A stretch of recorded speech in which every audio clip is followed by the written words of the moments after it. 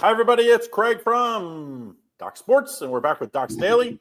It is Thursday, Football Thursday. I mean, it's not officially Football Thursday till, I guess, next week, but we do have preseason tonight. Hey, why not?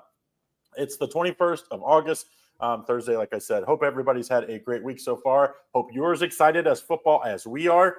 We'll talk. We got a lot of things to basically talk about today, not just free betting picks, but kind of make sure you know what's kind of coming up down the pipe for us here at both Doc's Daily and at the YouTube channel here at Doc Sports. Don't forget, if you haven't done so, hit that like and subscribe button. Turn on notifications. That's the most important thing. You do that, YouTube kind of takes over for us. It kind of like sends out what you need to know, and you won't miss out on whatever we have. We do have this show every Monday through Friday, 1 o'clock Eastern Standard Time for about 30 minutes. And then on Saturdays, you get Griffin and you get Lenny. It's a little different. It's more like question and answer. If you have questions on games, 11 o'clock Eastern Standard Time. So make sure you don't miss that one as well. That'll be a good run up to football starting this weekend. Of course, we have week 0. Don't forget, though, free $60 account. Free $60 account that we give out is docsports.com/free60. How does this work? Any new customer basically can give us a free run. So that'll get you a one-day pass for a sport is just $30. So you can get 2 different cappers. $99 is usually for most sports for a week. So like if you want to get in on this weekend or this week of, say, MLB, you can do so. Instead of $99, it would just be $39 with that $30 credit. So use that free $60 account. You won't miss out. And it's used like cash. So if we don't show a profit, it still comes with the profit guarantee and all the things that we do here at Doc Sports. So also don't forget, premium and premium. We have 3 levels of premium here at YouTube. We have the level 1 that gets you early access to all of our football videos and all kinds of videos, which is huge because that gets you the best lines. And you also get Lenny, gives you some crazy Lenny plays. I think today he has 4 up already, so make sure you check that out. It's just $4.99. Level 2 is Indian Cowboy. It comes with level 1 as well, included. But you get Indian Cowboy about 150 to 180 picks a month. So that's a crazy value. And then level 3 includes level 1, 2, and you get 3 plays from me every day. And they're not, I usually give out 1 of my plays, but you get 2 different experts, 2, 3, and 4 unit plays. And today, some nice plays in there. Got a WNBA, got an MLB, and I got a prop in there. So make sure you check that out. $49.99. And those are monthly prices. So make sure you get in on that. Okay. Link is in the description, by the way. All right. Let's tell them what we have going on. Robert has a show every Thursday. It's at 5 or 6, Robert? 6 p.m. Eastern time, right? Eastern. Yes, 5 p.m. Central, 3 p.m. Pacific. Yes, basically when the football plays go live at Docs every Thursday, we are live on the air on our YouTube channel. So if you have questions, comments, if you just want to hear us talk football and break down the weekend's action, including the top games, big line movements, just get insights and behind the scenes stuff from Doc's handicappers, then go to the football release party at 6 p.m. Eastern. Yeah, like questions, if you have live questions, we'll try to take those as well. So just a good way to kind of get a snapshot of what's going on here for the football weekend before the weekend even starts. For at least the first couple of weeks, we don't have any Tuesday or Wednesday football, college football games. So make sure you do so. Check in on that 6 o'clock Eastern time. We also have that, like he said, that's when the release of football. And this is the first week. So week 0 of college football, those plays come out at 6 p.m. And what's the deal for this weekend, Robert? They can get on the football plays for this weekend? I'm not sure. I'm not 100% sure what they did with the price. I think it's $45 still for the weekly. I do think that they're continuing that. That's what it was for preseason rather than the $99. But we will have top games for $30. Excuse me. So I think it's kind of a hybrid weekend where it's still less for the full week package if you want more plays. But if you just want those top games, that will be active this week, and those will be $30.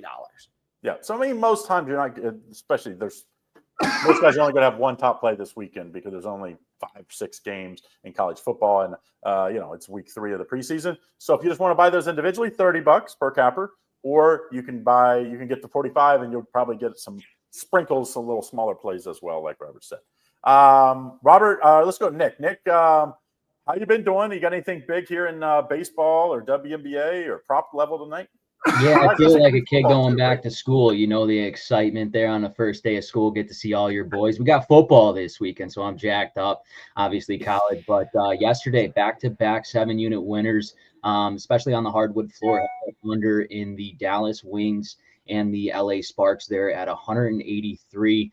And that one finished at 161. We're coming right back with a 7-unit in that later game here tonight against the Phoenix Mercury and the Las Vegas Aces. So I have a 7-unit there. And then we also cashed in our 7-unit prop yesterday. So we're picking up steam, and it's the right time to do so as we got football headed on this weekend, Craig. So is that just clear? Did you say it's a total or side tonight in the WNBA? It is a side tonight in A side WNBA. in the WNBA tonight. So make sure you go over there. You can just go down to the grid and click the WNBA and purchase $30. Get you in. And hey, I got a 10% promo code. Hey, it's 27 AUG10. So save that 10% and get in on next 7-unit play too. We're on the same side, Nick. So go us. A little consensus. Robert, what do you have? Anything big tonight? That's it. The 7-unit play for that. Esparza and Strike Point Sports have top plays. Like all four of us are on the same side. Same thing. So, good. Go, the weight of the world. Oh, Docs. Yeah, it's never a good sign, man. It's never what you want. I usually want a little bit of dissension. Arun Shiva has hit 7 straight WNBA plays. He is going for 8 in a row with a big play in the WNBA as well tonight. And other than that, just football, man. Just I'm locked in. All right, so I got a couple other things.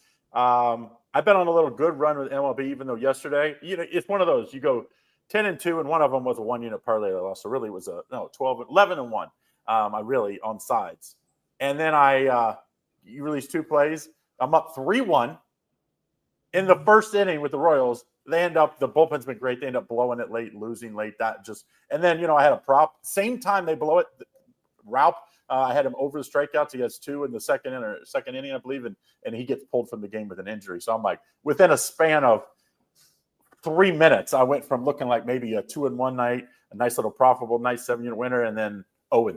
So it happens. But hey, don't forget, if you want in on my top plays, go over there. I do have a 4-unit in the CFL. That's all I have today. I'm going to have a bigger play in the CFL this weekend between Friday and Saturday. I like 2 of them actually. So I'm like, fight between my 2 brain cells are fighting amongst themselves on which game to take.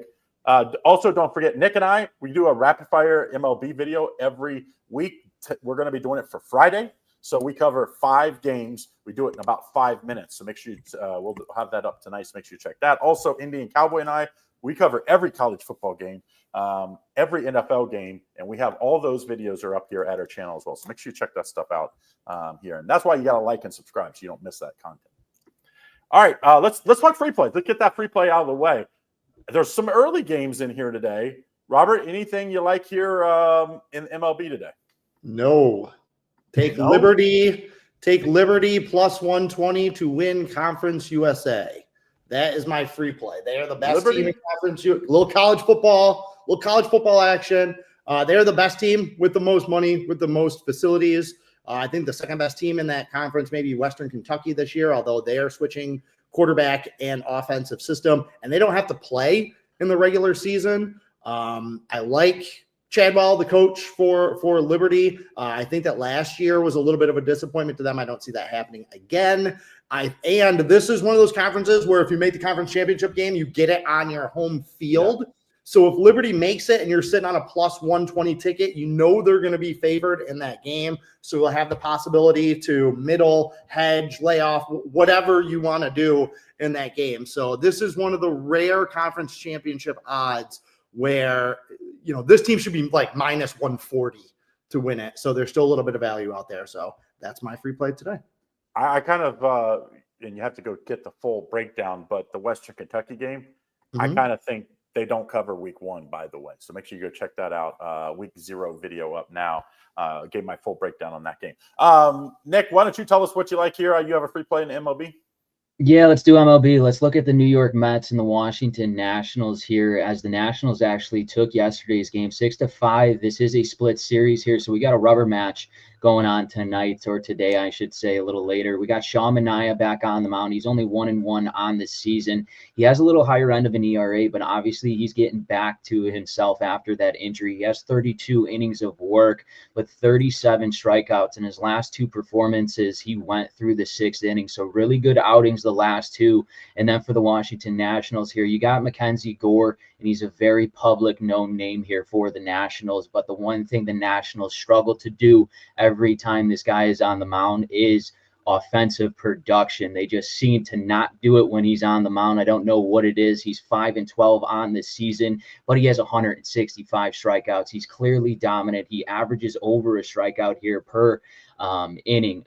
I don't like the Nationals whatsoever. I'm on this New York Mets team. I think they take this series here, and I like the first 5 innings. I think the New York Mets come alive. I know they're 4-6 in their last 10 games here, but I think the offense comes to play against Mackenzie Gore in this one. So I would go New York Mets first 5 innings over the Washington Nationals here, Craig.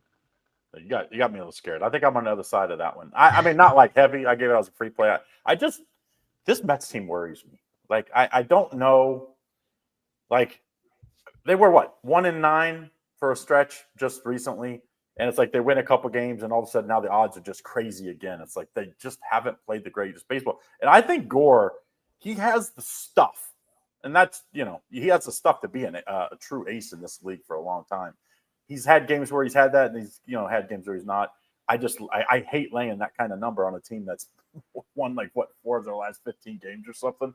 So that was why I kind of, to me, I'm at this time of year, I'm trying to find a reason to like underdogs. Like you have, and if they're an underdog, they're probably the worst team. So but that doesn't mean much in baseball because it's just team. If the Mets want to be a playoff team, these are the type of series you have to win, and you have to get over these types of humps. You have to win these series, especially against a bad Nationals team. So I'm riding on the Mets here. We'll go against each other in this one, Craig. I tell you what, the interesting game for me is this Yankees-Red Sox game. Like, neither one of these teams are really playing that great. Yes, the Yankees have won 8 of 10, but that's just been this last, they won 6 in a row, right? So before that, 5 in a row? Yeah, so it's a little deceiving. And who did they beat, too? Like, they haven't beat the best teams. Now, the Red Sox are just, they had, what was that game, Robert? Was it Saturday when they didn't put Chapman in because he got used the day before, so they didn't put him in the 9th inning when they were up 1. They ended up losing that game. Against Miami. Yeah. Ended up losing. They haven't won since then. It was like – that was Sunday. That was Sunday's game. They could have gotten the sweep of Miami, but again, they lost this week to Baltimore, who we talked about a little earlier. Like, Baltimore's playing well, man. Yeah. Like, there's a lot of value with the Orioles right now, and there's going to be down the stretch when they're playing these teams in these must-win games. Going back to that Mets game, by the way, I'll give that out. I took the under in that game. Wind is blowing in. We have a favorable ump behind the plate. These teams don't hit left-handed pitching particularly well. You guys know I like Mackenzie Gore. I think he's good for 6 innings of 1-run ball against a really streaky Mets lineup. I thought that number should have been 7.5 with the weather. It was at 8, but now you're seeing 8, 8.5. A lot of juice on the over. Greg, okay. Greg, I'm going to be completely and 100% honest with you right now. You're talking about my top NCAA futures bet. You should put on as much as you can, as much as you feel comfortable with. Okay. Figure out what your units are during the regular season. Like, if you're normally a $50 a unit player for this, I would think about bumping that up to $75, maybe $80 a unit. Okay. So we're talking $700 around there, for that play. But I would have, if you're a unit player that's under $100 or $100 and under, I would feel very comfortable telling you to put $1,000 on this futures bet. This is going to be one of my favorite plays of the year. So that would be my recommendation. Don't go out there and empty your bank account and throw $7,000 on it. If you're a $25 or $40 a unit better, it's not that crazy, but I can't stress enough that I really like that play. So I would feel comfortable saying, hey, bet $1,000, bet $1,500, put something out there a little bit, because I really like the play. Remember, units are what the key of kind of how we bet and how you should be betting.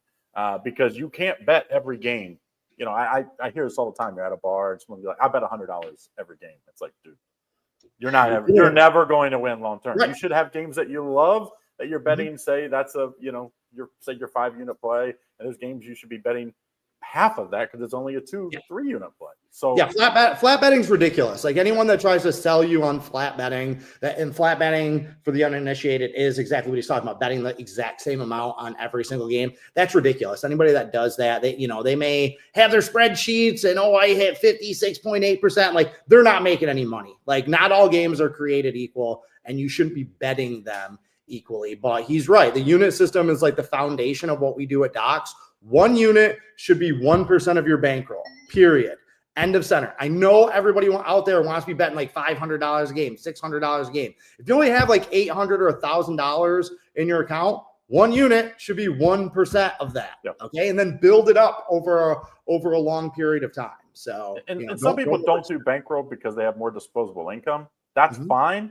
So then 1 unit should be, say, $100 or $1,000 or $50, and then you just multiply it up. If it's 2 units, so the $50 would be 100. 3 units would be 150. And that's I got to get back to Jack in the comments. He says, "Hey Nick, can you please go to the Cubs game for the Brewers?" Hey, listen, Jack, I'm staying at home. I'm gonna watch it on my TV. You know what that means? The Cubs are gonna win this ball game today again. I mean, what are you on the year? 0-3 on Cubs games? Yep, 0-3 this year on Cubs games, and the only game I go to this series, the Cubs lose, and of course I wail it, absolutely wail the game. So you know what, Jack? Cubbies all day, I guess. I'm staying home. You know what, though? Max of Doc Sports is there today. He sent me a picture of him and his wife outside the stadium in Wrigleyville today. Is he a jinx like Nick? No. Max is nothing but good juju. Okay, so they have a chance at least today, is what you're saying. They have a chance. A little other free play action for today. Am I good? I don't know if I'm going to be on tomorrow or not. So I want to talk a little bit about college football for this weekend. Fresno, Kansas. I think that's a really interesting game this weekend. And I kind of like this Fresno team. I know a lot of people are on Kansas because Daniels is back. And, they got a lot of continuity here at Kansas. I just think this Fresno team's going to be a little better than what this line suggests. I think underdogs are going to do pretty well this weekend, too. Of these 6 games, I kind of think it has a chance to win a couple of them outright, and I think they're going to cover at least 4 of the 6. So just a little gift from me to you just in case I'm not on tomorrow.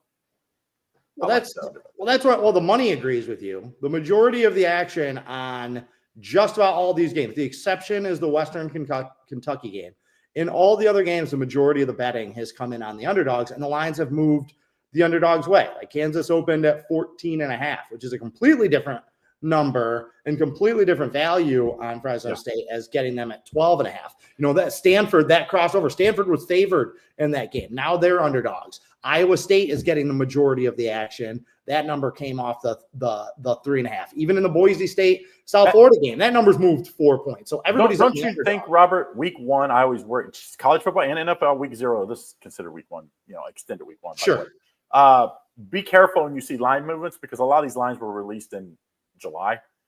So like a lot of things happen, and that's kind of why the line moves. It's not like a typical line like that. Like you said, that Stanford line movement in a normal week would like jump off the page at me because it went through 0. Yeah. But not as much because maybe that line was released in the middle of June when we didn't even know most of these teams, we didn't know who the hell the starters are going to be because of the transfer portals and stuff. So be a little careful with that this week when you're looking. Some people only play line movements. Just be careful week 1 doing that. Yeah, again, I think it's more like I haven't run the numbers over the last 5 years to see how underdogs have done in these week 0 games, but I feel like they've done well. I can think of some high profile upsets like Georgia Tech last year beating Florida State outright. I think it was the Northwestern beat somebody overseas as a big underdog. That was huge. They wanted like a 14-point underdog, wasn't it? Yeah, Nevada last year. Who were they playing?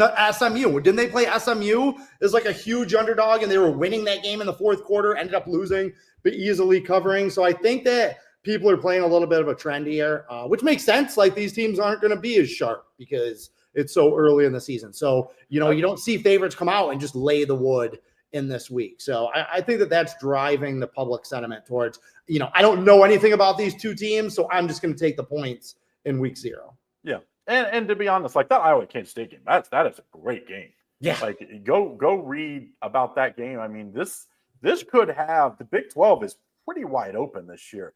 This could be huge game, a determining factor towards the end of the year, which, whoever loses this game, at the end of the year is probably going to be looking back and like, if we only won that game, we'd be in it the last week of the regular season or something like that. So the Big 12 was open last year. What was it, like 4 teams could have won the Big 12?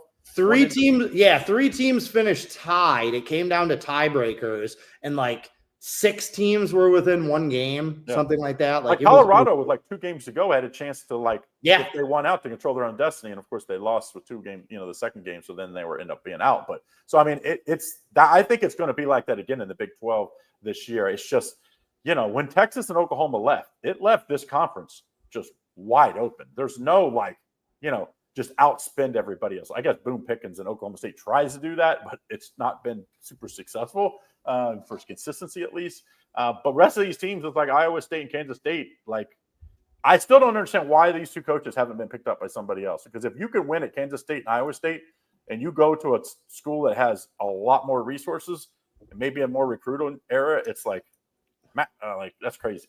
Hey, well, where though? Like you're at Iowa State. Sorry, go ahead, Nick. Real quick, I want to get your thoughts on Texas. Do they make it to the college playoffs with Archie?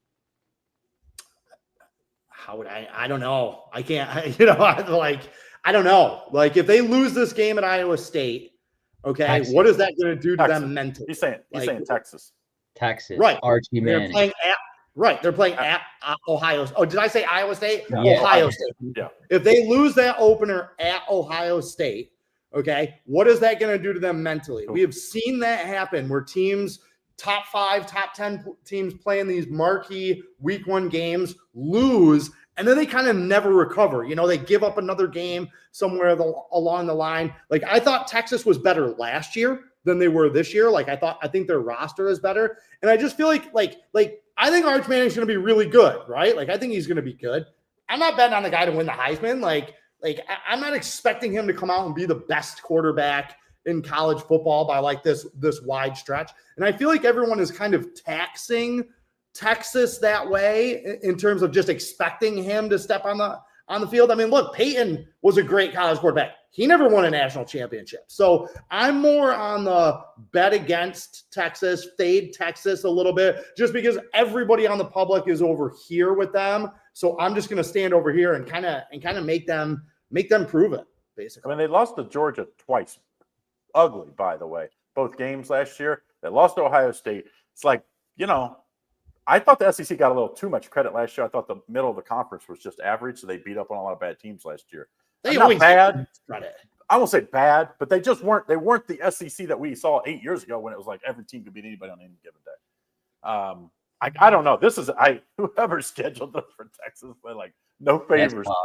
You play the top 3 team in the nation, and then you have to play. You got to go to the SEC. So it's like if you lose this game, you're kind of back. Your back is a little against the wall. I think they're going to get 4 teams from the SEC in this year, and so that is maybe the benefit is that if you evenly lose this game, might be a good loss. I mean, in 3 straight weeks, they have to go to Florida, play Oklahoma on a neutral site, and then go to Kentucky. And I know you're laughing at the to Kentucky, but remember, it's like the Stoops is good for 1 upset every year, right? Like they knocked off Ole Miss last year. Okay. That is a tough 3-game stretch. Vanderbilt is not going to be a walkover. Like they only beat Vanderbilt by 3 points last year, 27-24. I think it was. They got to go to Georgia. They got to play Texas A&M at the end of the season. So like just even the SEC is so good top to bottom that I don't think that Texas is up here and everybody else is down here. And I think if they lose 3 games, let's say they lose to Ohio State, lose to Georgia, and lose to either Oklahoma or Texas A&M, right? Like that's not unreasonable. They could go 9-3, and that's a good season. 3 losses don't get you in the playoffs. That's just not the way it's going to be. So we'll see. No, there'll be too many. I don't know. Like last year. I think there's going to be four teams from the SEC get in this year, and one of them's going to probably have 3 losses just because they beat up on each other. And it's hard not to have 3 losses in SEC if you after you get past the top 3 teams, just because obviously if you have a top team, they beat you most likely. Yeah. Like I said, I think the Big 12 is middling this year. I think the Big 10, they have two. I think Ohio State and Penn State are for real. People are like, Nebraska, pump the brakes, dude. These guys haven't beat a good team. Illinois. Watch out for Illinois. Illinois, I think, is better than Nebraska, but there's a lot of people out there saying they're winning 10 games this year and maybe even 11. And I'm like, dude, this guy, they haven't done it in so long. I know. I can't give that. Nebraska fans. Yeah. All right, but even in the SEC, like we all like Georgia, right? Okay. Yeah. What are the other Texas? Okay, so Texas is 2. Who else are you like absolutely sure about in the SEC? I think Ole Miss is going to be good again. I don't. That right, like that right there. Like I like their quarterback. South Carolina's going to be decent. I think South Carolina probably would be. Stellars is nasty. Yeah, like Stellars is nasty. QB. Like I like Oklahoma. I think Oklahoma bounces back. Their schedule is still so stupid ridiculous, but like if they had a little better schedule, Auburn's good, Tennessee's good, Texas A&M. Yeah, I think a lot of people are talking like Texas A&M might be one of those teams that jump in from being a lot of talent. So they in a way they have the same problem that the Big 12 does. Right, they're just going to cannibalize themselves because there's so many good teams. Because there are good teams in the Big 12. There's not great teams. There's not a powerhouse team. But right now, if you told me any one of like 6 teams ends up winning the Big 12, including Iowa State and Kansas State, I wouldn't be surprised. That wouldn't stun me. Yeah. It's kind of the same thing in the SEC. Now, will it come down to like Georgia and Texas or Georgia and Alabama? Probably. But there's 6 teams that are just below them that you can't say, oh, Alabama is just like way better than Texas A&M this year. Like I just don't buy that. What if LSU beats Clemson in week 1? So if which I think is very possible, Big 12 gets 1 this year, ACC gets 1, and then maybe you get Notre Dame as you could call them an ACC or independent, whatever you want to do. But okay, then there's these extra spots that just kind of get handed. Group of 5 team is 4. Yeah. Okay, and then you have 8 teams left. You have 8 teams left, so you could theoretically get 4 SEC and 4 Big 10. Big 10. But again, so let's say Clemson gets upset in the ACC championship game. What if somebody goes undefeated from one of these other conferences or has 1 loss, kind of like SMU did? Who is this? What's this Virginia over here? Tech. Virginia Tech. What do you think about them week 1? I'm optimistic on them. We'll see. We'll see. We'll see. I can't get my hopes up on them too much. They're like the Cubs. Anytime I bet with them, they lose. I don't bet with them, they win. Yeah. So you know what? I'm going to stand back here week 1, see how they do. Obviously, you got Pry there as the head coach, so he's getting his players in. We'll see what they could do, but I don't know. Rob. The problem with Virginia Tech, the best part of the games is when they run out. Sandman. Yeah. It's like after that, at least like Wisconsin's best part of the game is at least between the 3rd and the 4th quarter. So it's like, you're not just like, it's not a letdown after the game starts. If you never done it, you have to do it. I went on, it was College Game Day 2018 against Clemson. Clemson came into town and it was unbelievable. The atmosphere, I've never been at any event in my life besides Virginia Tech in Enter Sandman. It's unreal. Was it a night game? Yep. Yeah, those night games. Just watch it on TV gives you chills. Yeah, I'll watch it like 3 or 4 times on YouTube and just be like, dude, I never played college football, of course. I played college basketball, but like, I'm like, dude, I never even played football, to be honest. After high school, before high school. So I don't know what that's like, but I'm like, dude, if it's that, I'd run through the wall. I'd run through a wall for the hair on the back of your neck stands up. Like, it's like, imagine playing, getting ready and jacked up. I'd be so jacked up to go play. All right. Lenny says that Stanford and Hawaii is going to be the best game of the day. Potentially could be. I think it's going to be, and like I said, me and IC covered this game. I think IC did this one. It's going to be, can the line of Stanford, can they dominate? Because if not, Hawaii has better skill position players. Like, I think, and Frank Wright wasn't one of my favorite coaches in the NFL. Doesn't mean he won't be a good college coach, but just because you coach in the NFL doesn't mean you'll be a good college coach either. So it's like, to me, I think there's a lot of things to be figured out at Stanford, and I think it's going to be an ugly year. I think they could win 3 games this year or something. And so if they don't get this one, it could be a very long season for them. Well, you got to think that this is a Super Bowl for Hawaii too, right? Oh, yeah. Getting a big name team like this, like they don't care that Stanford lost, 4 starters after the spring game and had like 18 people transfer out. Like they don't care about all the turnover over there. They just see Stanford, Pac-12/ACC representative. Big year for Timmy Chang, 4th year there. Might be done. Super nice guy. I feel like everybody is rooting for him to get this Hawaii team back going the way it is. I think he has his best roster yet. Still has a freshman quarterback. He's really excited about that freshman quarterback. Like he hasn't been able to say enough good things about him, but still a freshman in his first game. But if he clicks, I do think that there's enough talent around them. And their schedule, Hawaii's schedule sets up really well. He could get them back to a bowl game. It's like 7 wins if they win this first game is not out of the range of possibility for Hawaii. But this is one that you have to think you're going to get a max effort from them. There'll be lots of fans because there's lots of Stanford, even though they're bad, make a vacation out of this to go to Hawaii. And so there'll be lots of Stanford fans. And like you said, there's a little excitement around Hawaii and Chang this year. And he has pressure because if he doesn't win this year, most people think he'll probably be let go.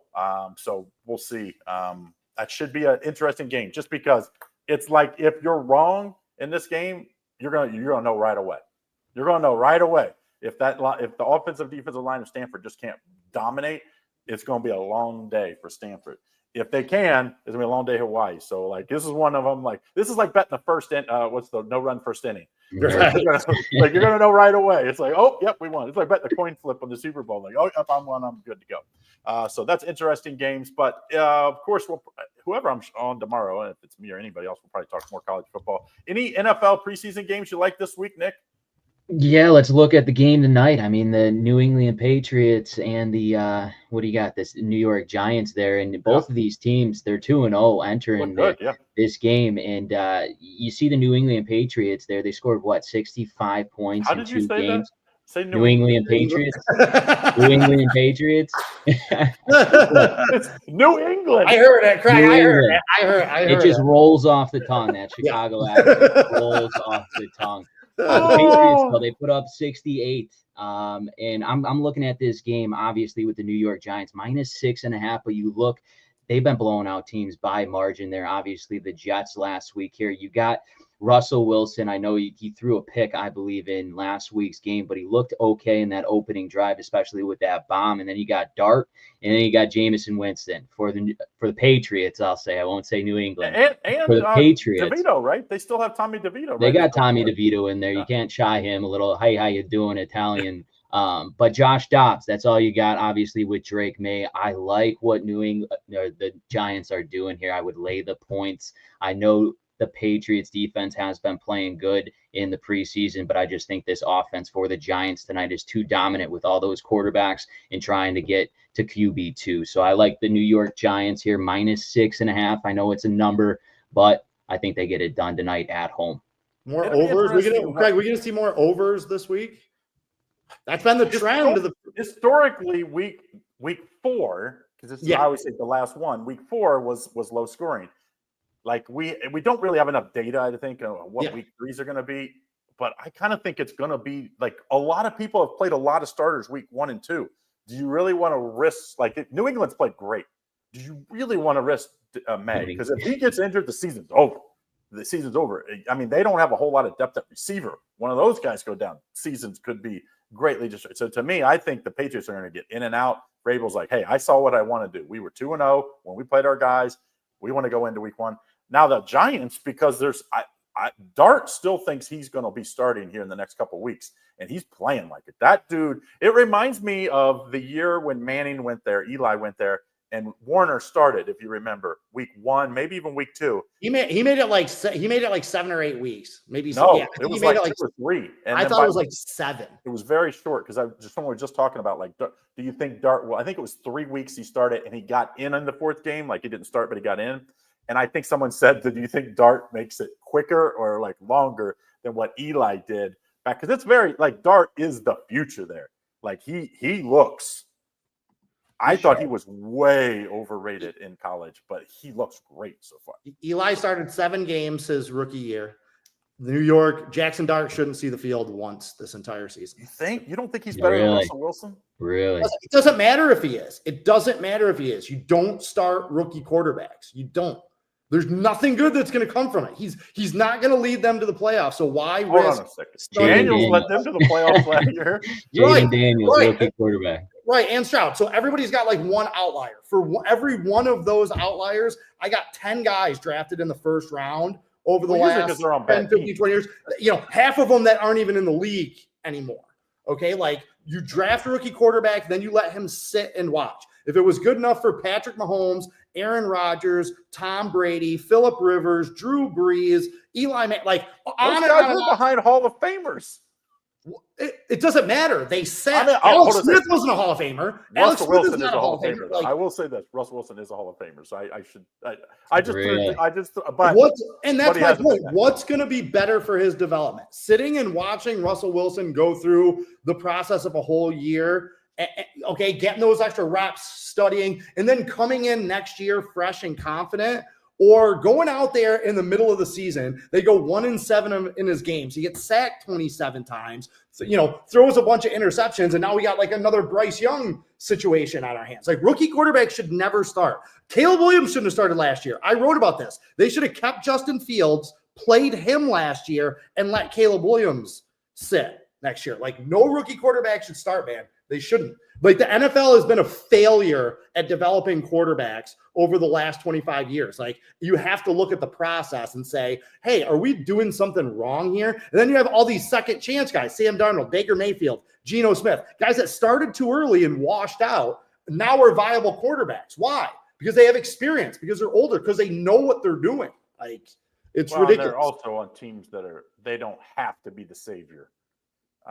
It's not like Geno Smith doesn't need to be the savior when he was at Seattle. He had a very good roster around him. It's some people, that's the argument they make about Russell Wilson, to be fair, is that he was on some great teams. He got a lot more credit than probably what he deserved. When the teams kind of dissolved a little bit, he kind of, hasn't been that same guy. Last year, I thought he was a problem. He was the problem, a big part of the problem with that Pittsburgh offense. So we'll see what he can be. I just know it's New York City, and that dude's going to be starting sooner or later because the pressure that you get in that media market is why not do what the Jets do, right? Like, look at what the Jets have done. They drafted over the last 10 years. They've drafted 4 first and second round quarterbacks, started all of them in their first year. Let's be like the Jets. Like that's that's everybody. The Jets, let's follow the Jets roadmap of developing quarterbacks. I can't think. I'm trying to think of the last Kansas Sanchez or Green Bay. Jordan What was Love, the last one though? That like it's probably been 8 or 10 years that hasn't really seen a true start, like a good 5, 6, 7 game at least. I can't think of one that's been a first round draft pick because now you have to figure it out. Like you have to know. If you talk have about the Jets, Mark Sanchez. Well, that's been 15 years ago now. Another guy that they drafted throughout the last one. But he did get him to the playoffs, FYI, multiple times. The NFL, that might have been the last time the Jets were in the playoffs. Yeah, it was. Yeah, with Ryan. Back-to-back AFC Championship games. How about that? But the NFL, I'm telling you right now, the NFL has been wrong about how they are developing quarterbacks. The whole orthodoxy about get a quarterback and throw them in there and see what you get is ridiculous. And it's been proven wrong over and over and over and over again. Everybody's all like, you have to win while your guy is on a rookie contract. You have 5 years. 5 years on the rookie contract. And if you don't sign them to a long-term extension, you can give them that first franchise tag, which isn't as much as what an extension is. 6 years. 6 years. Super Bowl windows do not last 6 years in the NFL, or at most they last 6 years. So you don't have to rush a guy in his first year and risk ruining him, developing bad habits. He gets hurt. His teammates turn on him. The fans turn on him. Like, take some patience with these people. And you have 6 years. Burrow. You just do like what my Bengals do. You get Joe Burrow. You get the best quarterback in the league, and you're good. You're good. Right. You throw him out there, and you let him get hurt. And how many times has he been hurt? We just need a little luck this year. And we need Trey Hendrickson to please. Trey Hendrickson, please. Yeah. The banter starting. It's not called luck. It's called secondary. So I wonder if Trey Hendrickson or Micah Parsons, and then we'll get out of here. We're running a little late. Who signs if first? Either one of them play week 1. I saw ESPN reported that Schottenheimer said he expects Micah Parsons week 1. Well, of course he's going to say that. No shot. No I would shot. be I don't think he shocked plays if in a he- Dallas. I don't think he plays in a Dallas Cowboys uniform again. I don't know. These things if he gets paid, he'll be playing. Right, Well, right. if he That's just gets it. We never paid, know what's that's going on behind the scenes. Like I said, like we were talking about with the Trey Hendrickson deal. It sounds like they have everything figured out except the guaranteed money. I find it impossible to believe that they can't meet in the middle and get him signed and get him in there for He week makes one. more Whereas sense. Parsons He feels a makes little more sense because he's younger. Like I think, like there's like Trey Hendrickson just worries me. I do understand where the Bengals are coming from a little bit because he's just older, and so like it's like the baseball contracts you start when you sign Soto and you sign him to 9 years. Like right. dude's going to be 38 years old, having to freaking put up massive numbers. Probably not happening. Trey Hendrickson, but Micah Parsons is so young. He'll have another big contract after this one if he wants. I mean, if he wants. So, all right, guys, don't forget, join us every day, Docs Daily here. Tonight, Football 6 release o'clock. party. Football 6 release o'clock party. release party tonight. I'm going to be Frank on. is going to be on there. Yeah, I'm going to be on tonight, so we're going to talk some football tonight. And tell you, I've got I'm between a 5 and 6 unit this weekend, so I'll be talking about which game that is in on Saturday, college football. So, all right, guys, have a great day. Thanks again. Hope all your bets are winning ones. And don't forget, hit that thumbs up, hit the like and subscribe button here, and hit the bell to turn on notifications. Good luck.